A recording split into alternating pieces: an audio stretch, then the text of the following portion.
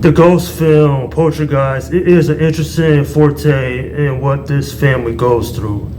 And this is considered by a lot of people one of the best horror movies from the early 1980s. Directed by the late Tobe Hooper, this film revolves around a family who are haunted by ghosts. And when Carol Freeling, the youngest daughter in the family, is abducted by these ghosts, then it's up to her parents to contact a team in order to save her and get her back. You know, I have to say that even though it's been 40 years since this movie came out, it still holds up well today. The story is good, the acting is great, and the music fits the tone of this film real well. But what makes this one of the best ghost films from the 1980s is the mere fact of the chemistry that all the actors had with each other. This is one tight-knit family, but when they're going through this paranormal activities, then it freaks them out, and then they're never the same even after the movie is over, obviously. This film, it does a lot to keep you engaged. There really are no boring moments, and it's filled with some interesting special effects during the time when this film came out. Nonetheless though, when it comes to paranormal activity movies, this one is better than a lot of ghost movies out there, simply because you care about the characters and the story is well thought out. For years, people have been saying that this movie was cursed, and the reason being is because 4 cast members died after the production of this film. And it's unfortunate, especially the young Heather Wark and the young Dominique Dunn.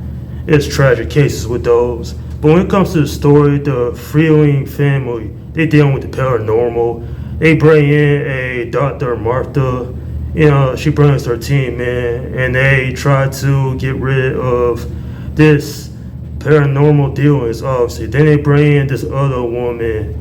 And, well, let's just say there's a lot of interactions that makes for some interesting, character development. There's some good character development in this film. The acting is fine.